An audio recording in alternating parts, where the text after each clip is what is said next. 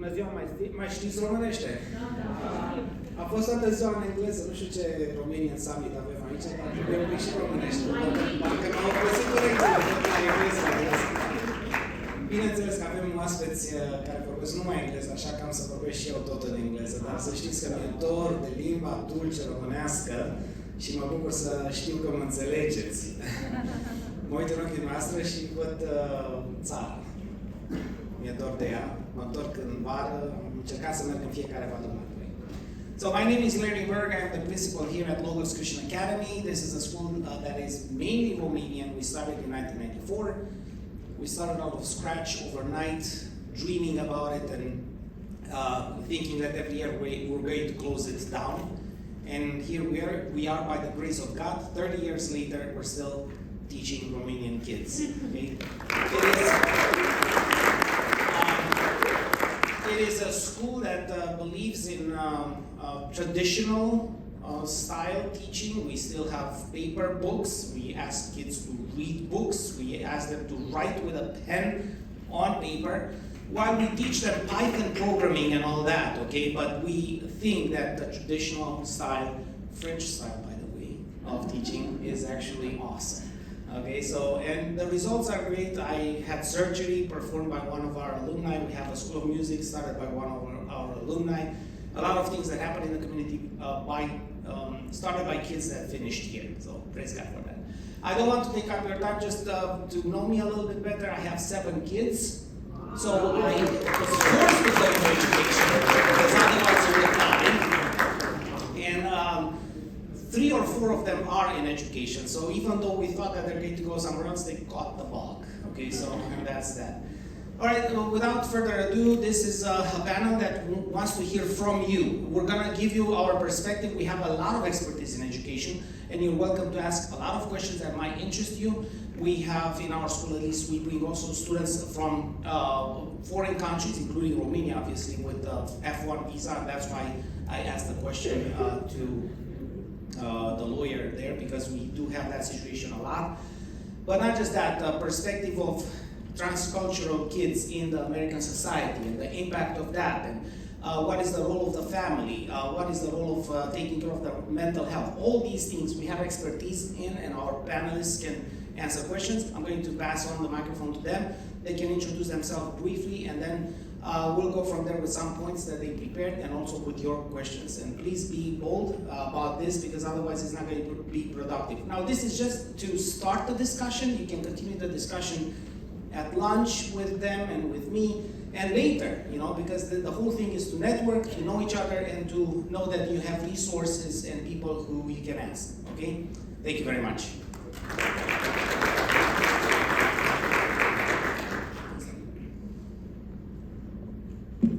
Today, and actually right now, is one of those times when you are actually grateful for seeing so many familiar faces, and that happened to me.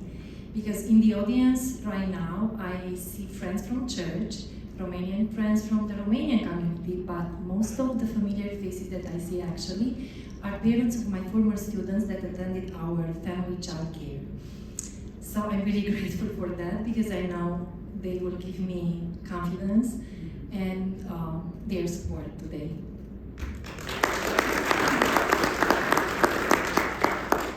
For today, I've actually prepared a PowerPoint where I included lots of pictures that will just make my point, which is we started our family childcare in 2004, and since then we served families from our Romanian community, and not only like Romanian families, but we had many families that mixed with other ethnicities. So we were actually blessed enough to have children speaking Romanian, English, and other language, like their father's language or their mother's language at our family childcare. Our goal when we started was that we actually wanted to preserve our Romanian heritage with the young ones. Because I am a firm believer that if we build a foundation of our culture, if the kids know well enough their language, their native language, when they start kindergarten or when they start first grade in the American educational system, they will be more confident to adapt the new culture, to blend it, and from there to just spread their wings and fly. I'm trying to work it.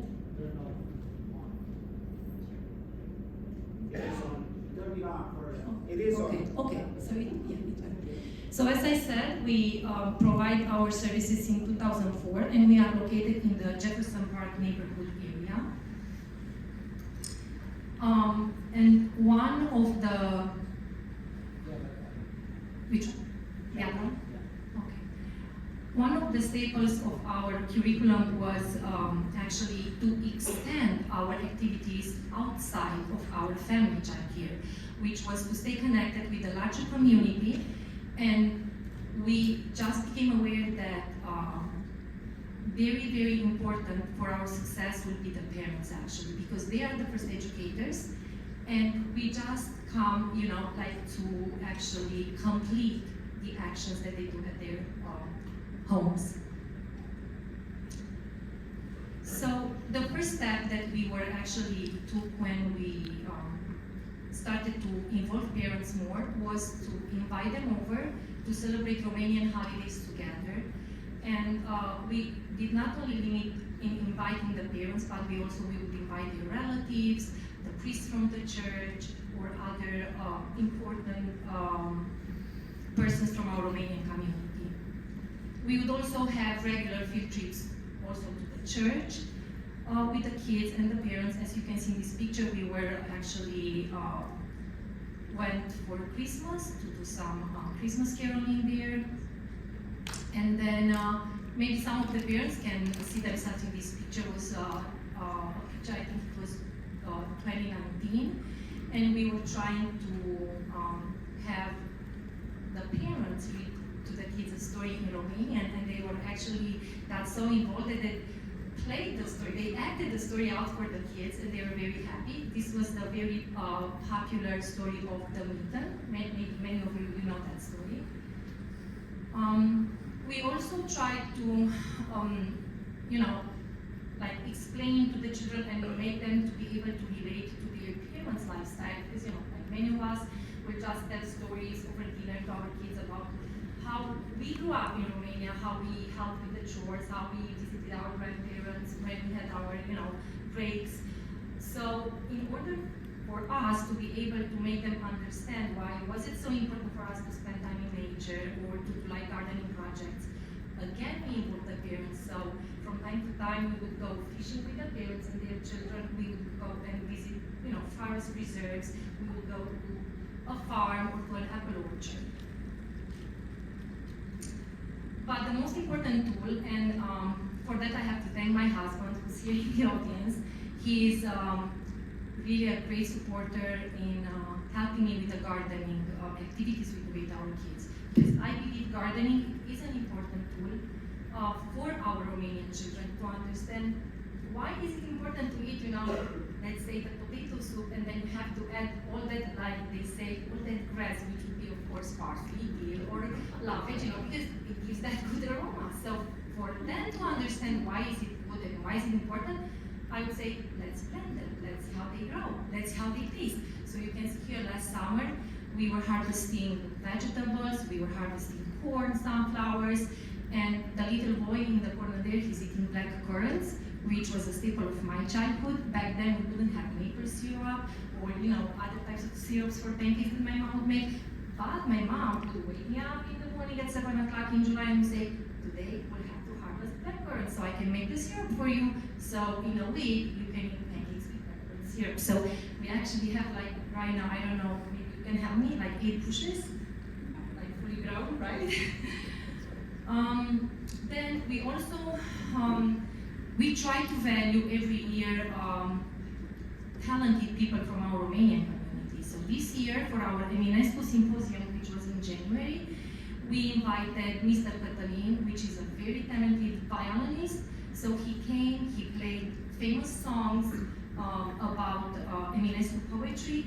The kids were so impressed. They danced, they sang with him. And then we repeated the activity, inviting another friend, this time guitarist, which was Liviu. He came for our Mărțișor festival, which is a Romanian traditional festival when we have to celebrate the coming of spring, and he was playing some Romanian songs on his guitar. We also wanted to stay connected with the larger community, and I just realized I missed Belropo, so I apologize for that. I have a double C. So we participated, at least myself, with a large group of parents one time at the Stories of Ropo, like Mornings with Stories of Ropo, which is an event that happens every Saturday.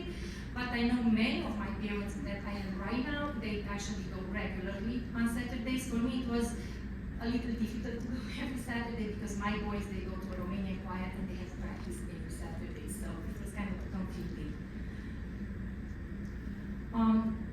And I think, and I'm a firm believer that actually it does take a village to grow a child, and for that, it's we don't limit only to the friends, to the families, to the Romanian community we have here, but we want to stay connected with the relatives back home in Romania, with our families back home in Romania. So we have like this, I would say, a tradition by now, like annually we would write Christmas or Easter cards to our grandparents or other relatives that are in Romania, or we would send mărțișoare, or sometimes we'll just go on Zoom. So I'm grateful for Zoom too. So we'll go on Zoom and sing for their grandparents' carols, or sing for their grandparents' birthdays, or if it's one of our children's birthdays, we'll go on Zoom so relatives from Romania can see how we celebrate them here. And I think we really do have a connection, even if it's not like in person, but it's still live. It's a live connection.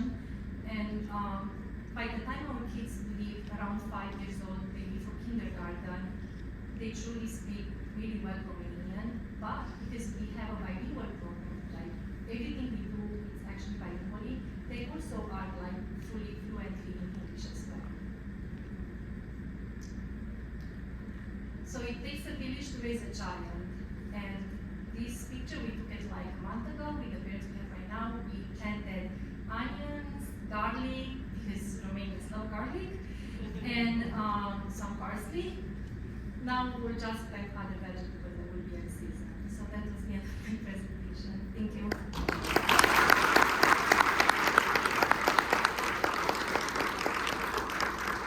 I would just like to add the fact that it takes a church within a village to raise a child, because if it's a village of cannibals, you don't want that village to raise a child, right? So just remember that is very important. So Anna is a specialist, if you want, in driving Romanian heritage through these K-12 programs. So if you have questions for her, could be on different lines, but this is the line of expertise that she prepared for today.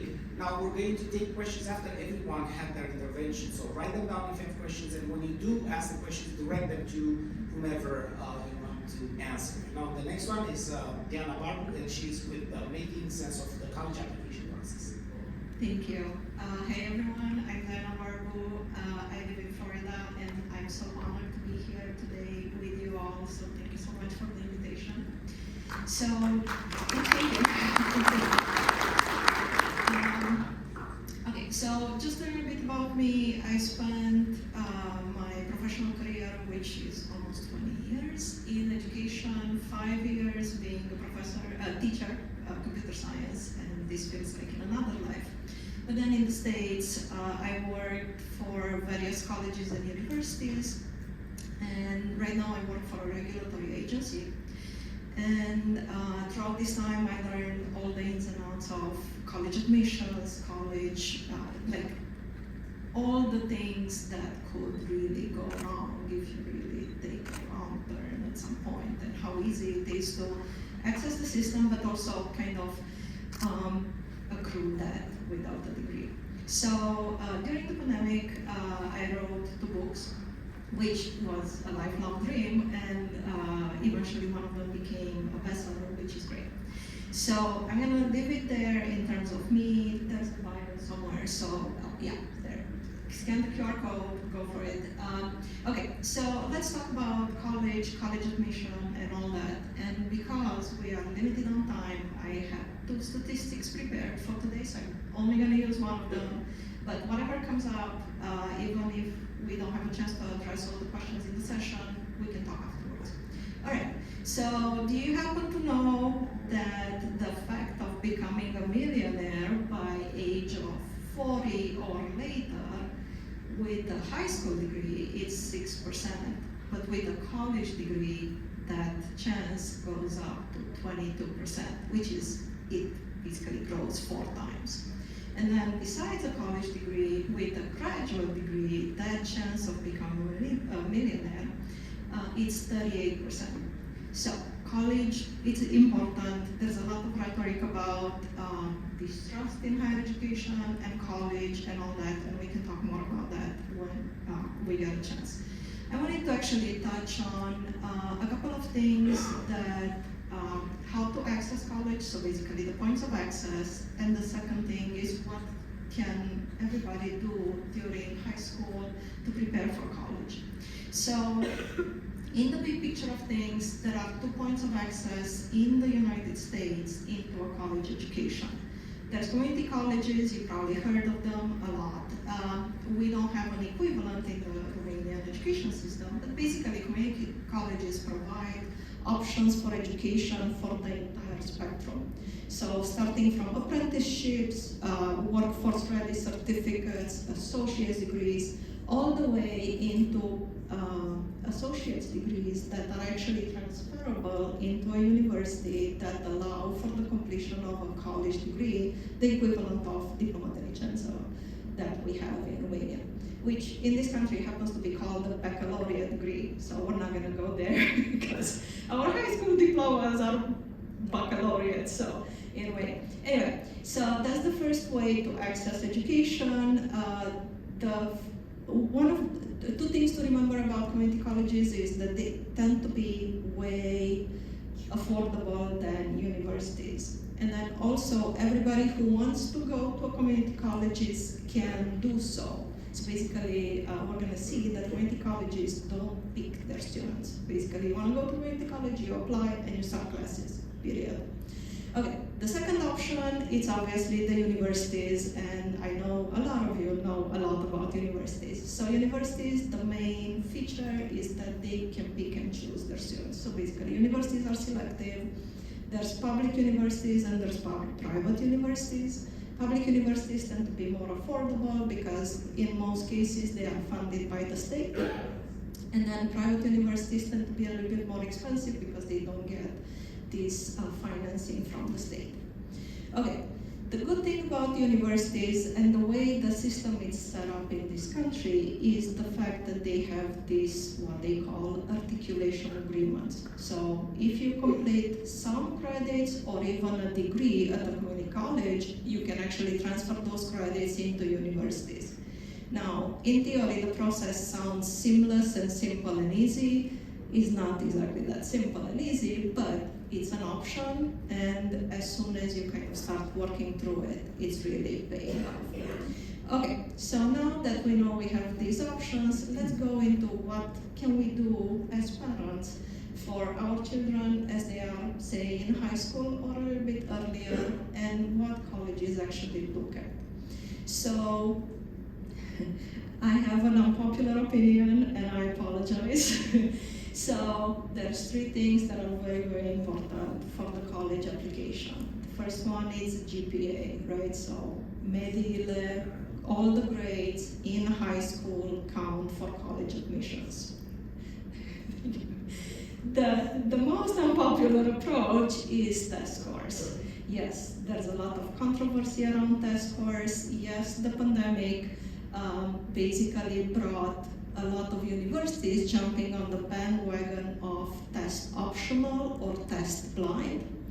And now the pandemic has passed and a lot of universities are actually jumping back on the bandwagon of standardized testing. So the third area this is, you probably heard about this so much, it's extracurricular activities. So I'm gonna go back to test scores real quick. Test scores, everybody hates them. There's no doubt about it, and there's issues with them. But think about it this way. The only, one of the best ways for many institutions, universities, to make sense of student achievement, it's actually test scores. And this is because GPAs tend to be fuzzy, right? Because a GPA at one school tends to be very different from the same GPA at a different school. And this is basically academic, dealing with academic rigor and everything else that goes with it. So this is the most controversial part.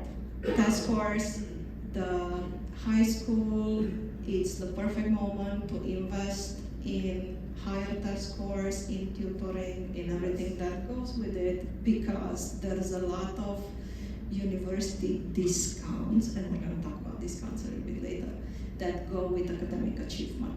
So, and then in terms of extracurriculars, obviously there's opportunity to get involved. There is more trains of thought about what a good extracurricular is, activity.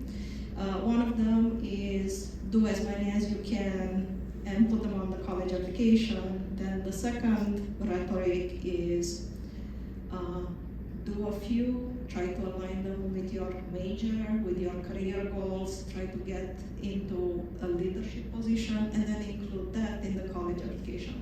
There's two points of view on this, but what I want you to absolutely know is that there's no way to, there's no formula.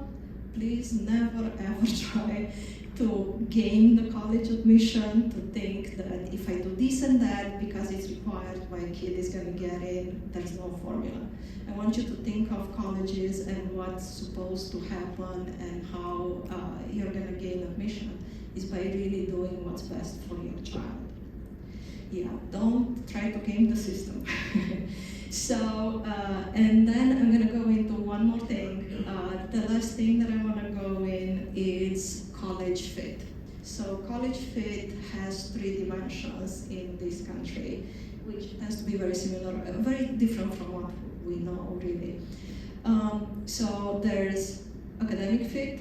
Does the college have the program that my kid is interested in? Does my kid have the GPA, the test scores, and everything else? And how does this GPA and test score compare to the kids that actually entered this college in the past? And we can talk about data sources to actually see this kind of information.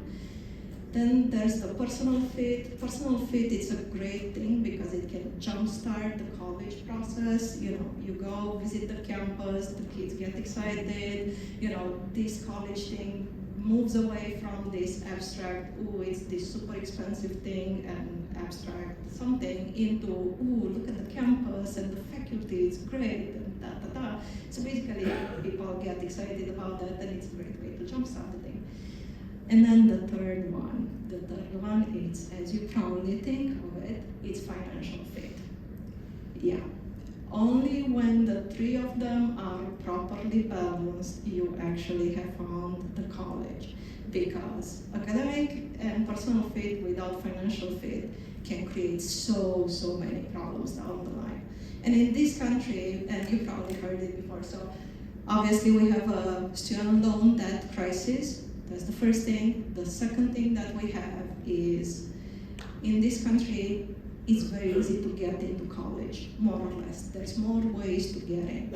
But also there's a lot of people who actually drop out of college without a degree and with a lot of debt, which creates very significant issues. And I'm going to leave it here. Thank you. And I'm going to pass the mic to Adriana.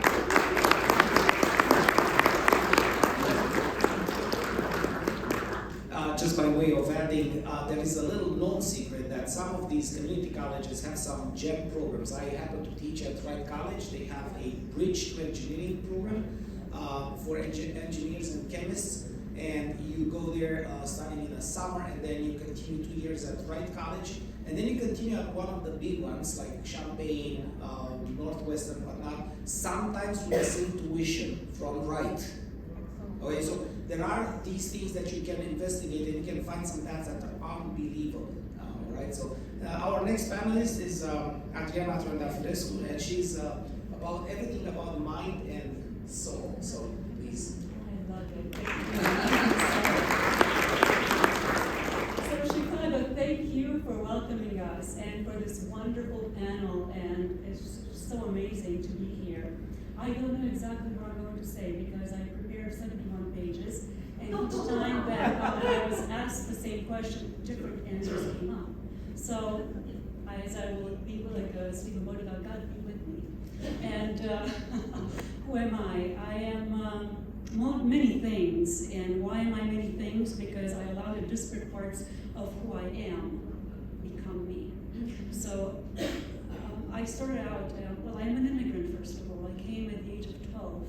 And my family, very similar to Steve, Monica, had a lot of turmoil in Romania, and we were persecuted. My father was imprisoned.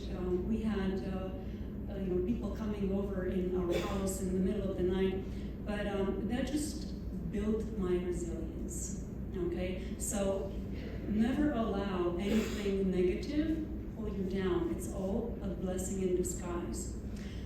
Then in the United States, I became an attorney. I married at the age of 16. On the day that I turned 16, on the 17th, I met my wonderful husband, and we have been together for close to, okay, I'll tell my age, 30 years.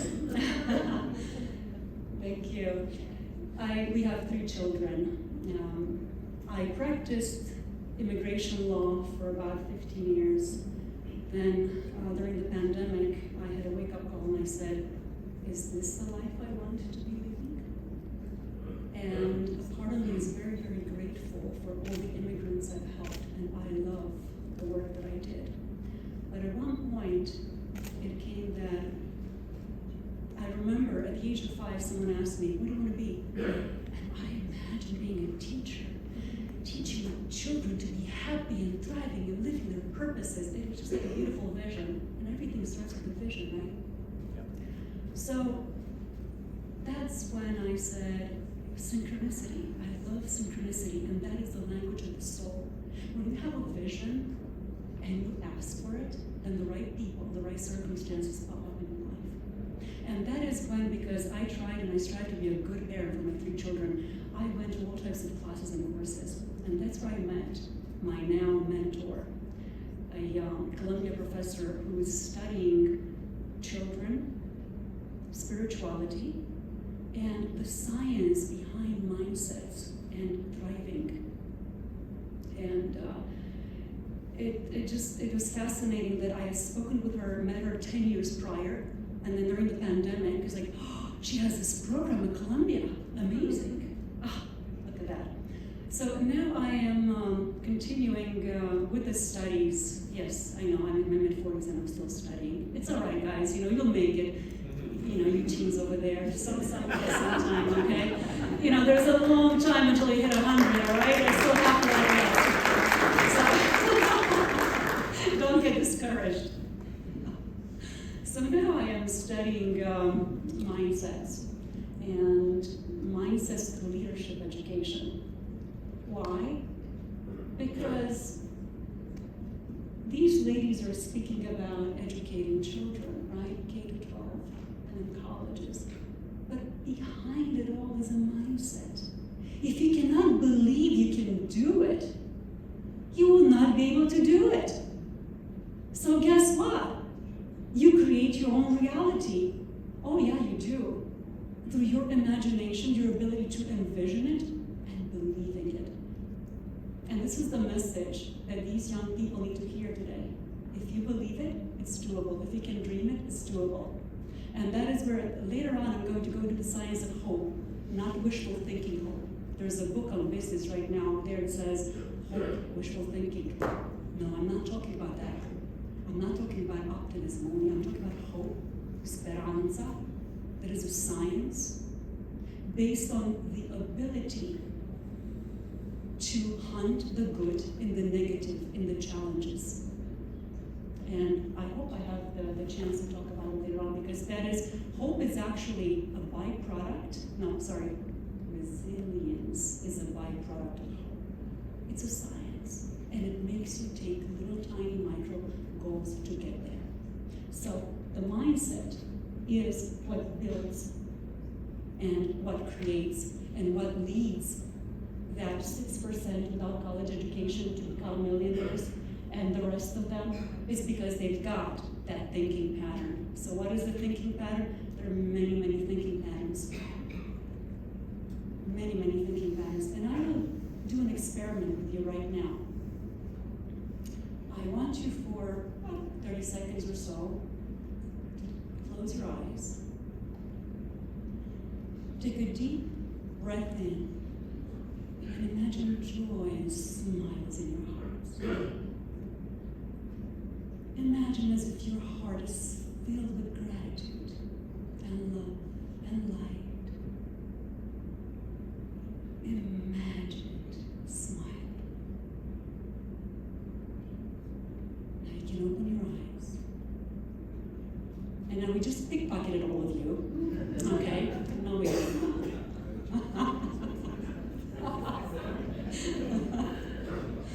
I'm here, so if you got pickpocketed, don't look at me, look at the people on the street.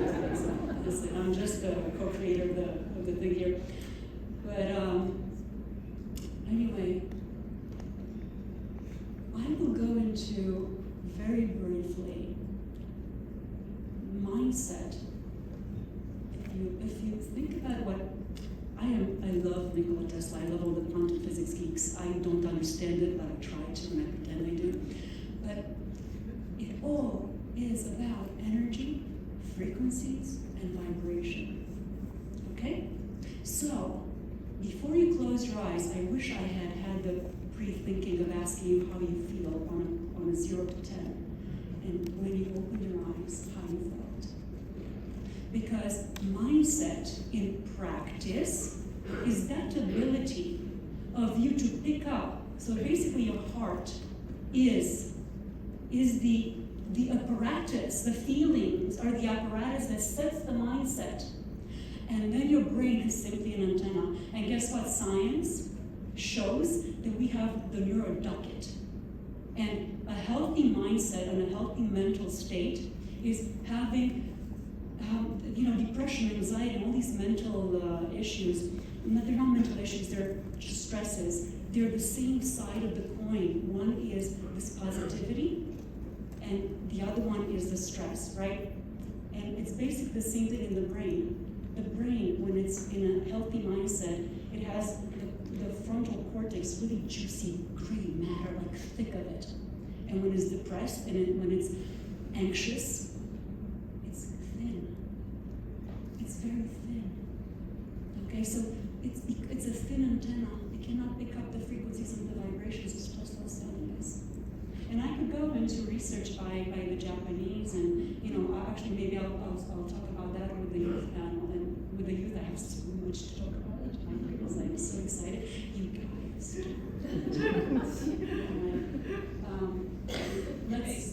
Let's get some. I want to get back because I don't want to take all the time because I could talk for hours. I've got 7 more pages to talk about. Okay, so I just want to just let you. Wonderful conversation. Just want to make sure we have 15 minutes for the panel. So just time check on you so that we engage with the audience. Great discussion, though. Yeah, we have the same idea here at the school that the mind of the kids and the soul of the kids is very important. We connect them to God, and we teach them that there is a love above that goes over them. That helps them a lot. So yes, you do have to mind about their mind. Okay, please, questions from the auditorium and direct them to the respective panelists.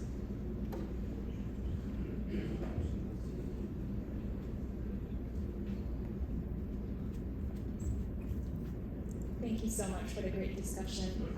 I have a question about language. I feel like that's where everything starts, and language that needs to be maintained. I don't speak in Romanian because my native tongue is Hungarian, but I am translating because I'm here with you. And I would Oh, that's the questions in Romanian, right? Chocolate. See, chocolate right there.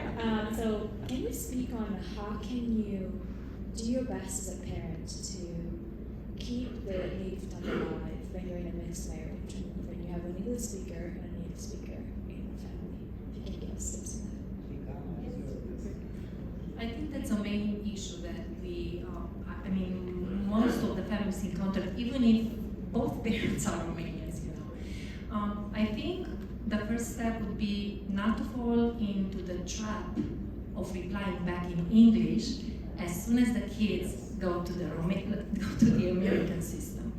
So we ourselves as parents, we have to be really perseverant and just reply back in Romanian. And as my husband put it, we have a rule in our house, we only understand Romanian. So the minute you walk this door, we only understand Romanian. So if you want to ask me, and especially if it's something important, you have to do it in Romanian, you know, the best you can, because we are aware, you know, like they grow and then they have all these friends and they mainly speak English. And Romanian, we have to accept it is a very musical and beautiful language, but it's a hard language to speak, to write, and to read. So this would be the first step, just to reply back in Romanian as much as we can. Another thing that we focus a lot, at least in our family, we pray bilingually. For a while, I tried myself to pray exclusively in Romanian, but you know, being such a metaphoric language, some of the words were so hard for my kids to understand. So then, you know, the priest suggested that we actually would say them bilingually, not too much, just a little bit of the time. That's how I do it with my kids at my daycare. Everything I read to them, it's in both languages. If it's about the colors, if it's about the numbers, if it's about, I don't know, whatever we read, I do it firstly in Romanian, because most of them know Romanian, so I would say it in Romanian, and then immediately I would repeat it in English. So then they could transfer it very easily. Another thing would be, just as Rocco does it, just to go regularly to the events if the community has it. Myself, I was a Romanian language teacher for my church for more than 12 years, and we would do it every Saturday at the church. We'd have Romanian classes where, you know, would expand maybe on a little bit of history, geography, and other important subjects. But the best one that really works, it's just to have your kids spend time back in Romania with their relatives, because they are forced to speak in Romanian.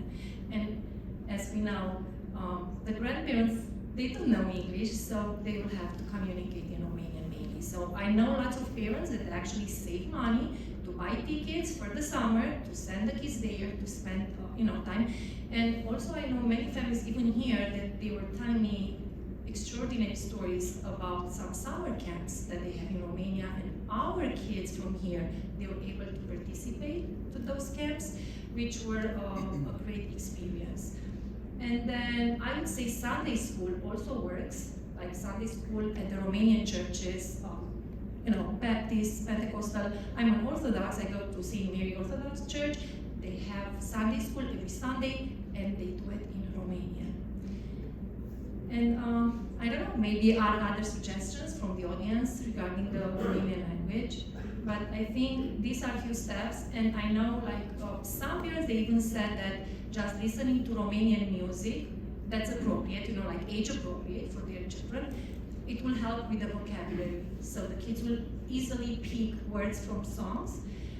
Sometimes movies and cartoons, but I would say like, let's say, Dumbrava Minunată or other old movies that work for us the best, have a difficult language for our kids to understand. So we would have to be present there to translate to them the meaning of some words. But yeah, I think there are many options, but the most important thing is this. You as a parent, just always reply in Romanian. Thank you.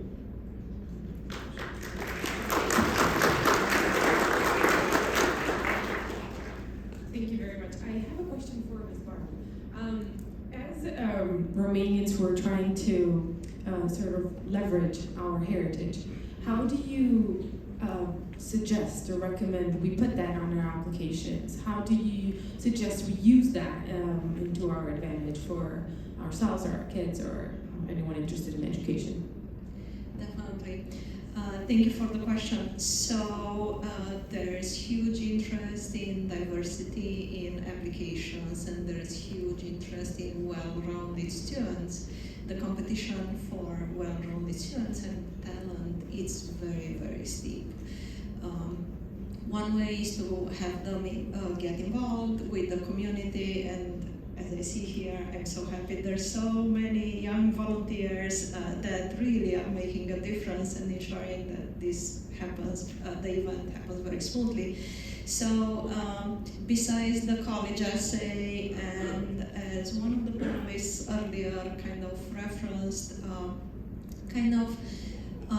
live authentically and be themselves. Besides the college essay, then there's going to be various ways that college applications are asking for additional information. So just use as many avenues as possible in terms of developing extracurricular activities, trying to get involved with the community, and then really learning to tell a good story that actually aligns with your interests, with the college that you're interested in, and use really every opportunity to tell that story. Also, you can skip having the foreign language in college by affirming that you're a native speaker of Romanian or a second language speaker. They might ask you to take a test in Romanian, but you can get away with not doing Spanish or something else if you're interested. Exactly. Yeah. Other questions? First of all, congratulations to the panel, great speakers, and congratulations to the committee. Very rarely I hear a mindset speaker in an education panel. My question though today is for the first two ladies. I've been teaching financial education seminars, and I started with real estate investments for 20 years. And within a year I realized that I cannot teach real estate if people don't understand money. And I'm curious, you're talking about millionaires, and 9 out of 10 millionaires historically are made from real estate. What do you think about financial education in schools? I personally believe financial education can change the world, right? Money, divorces, crime, wars, a part of the wars come over money. So the first way is, K to 12th grade and college. What are your ideas?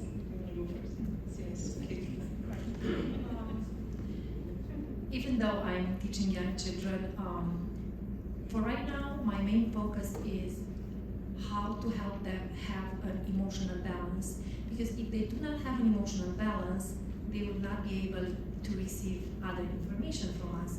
So I would say maybe the first step with the young ones, and we do from time to time, would be write a piggy bank, how to save some money. That would be the first step that I would take with the children regarding the financial education.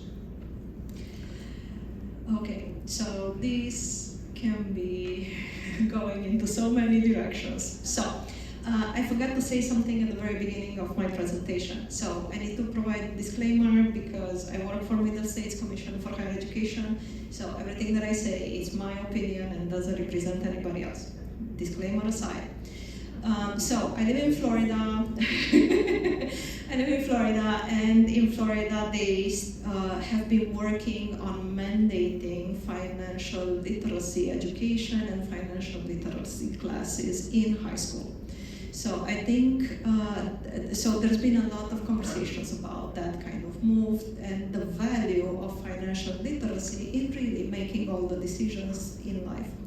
The second side of it, and this kind of goes back into the millionaire statistics, is that the guys who put the study together, who are kind of identifying the millionaires, they said, yes, there is a strong relationship in between finances and education. But they say the relationship is not causational. Basically, people became millionaires for mindset. But the second way is that they learn all kinds of information also related to how to manage their money, how to take care of the money, how to save, how to negotiate, right? And then also college offers other opportunities for mentoring and representation, because it's important to actually see somebody who looks like you and sounds like you, who actually made it, and actually really connect with them and be like, how did you do it? What are the steps? Because we live in a world, and what I do, it's really very invisible. We live in a world of things that we don't really know. So there's so many things we don't know that exist, and sometimes just by connecting with somebody, and sometimes that happens in high school, but in college as well, through representation, it's really going to be able to shed light on many areas of life, such as financial literacy, and also career choices, also career options, and everything else that goes with it. I hope that answers the question. I'm told that our time expired, even though we didn't have a full hour, we started at 30. So if it's a brief question, then we can, brief question and answer. So I'm we'll not wrap sure it up. that it's brief, but I'm gonna try. And thank you, everybody. This was amazing. I'm a volunteer with Rocco, and my question is for Ms. Randa Firescu. And being an educator myself, I would like to find out more about how we can impart a positive outlook on life to our kids, and how can we help them have a positive outlook on life and to maintain that positive outlook on life, especially since some of us coming from where we're coming from don't have a particularly positive outlook on life. So thank you. So there are many ways I could answer that question, but the synthesis of looking at philosophy and development theories of childhood, and from Piaget to Erikson to all of them, and recent research, if you could synthesize them all into 4 things. Children need to feel this: loved, held, guided, never alone. Sounds so simply, but it's based on so much of, decades of work. Teenagers, they're questing. Their brains are questing. They're constantly developing. Make them quest. Make them question. This is their developmental stage. A lot of mental health is mistakenly attributed to them, but it's not. It's actually developmental growth, because they're questioning and we're drugging them. Okay? Because they stand up to us. What they do, they don't stand up to us, they question us. They want to find out. So it's teaching them the voice, the inner voice, by modeling it. And that's where K-12 comes in, modeling the voice, right? And habits. If you teach them habits early on, and if you give them the voice, everything else develops on its own, and then allow them to just be. That is why up until the age of 7, children, scientifically shown, they're naturally intuitive. It is us, the adults, who squash that out because we know better. Why should you ask about that? You have to learn, to have pedagogy, to allow them to question in a way, to develop in a way that they become extraordinary. We're all born to be extraordinary. They're all born to be amazing. Different paths for each one. And this is where I just, because I am the last one and I'm not going to be here. I am part of the Roof Education Board, and we're initiating hearing the voices of our youths through a youth vote. So we urge the communities out there in Chicago, in New York, in Pennsylvania, in LA, everywhere, to send us the children so they can become leaders in their own communities, so their voices are heard. That's all I want to say. Thank you.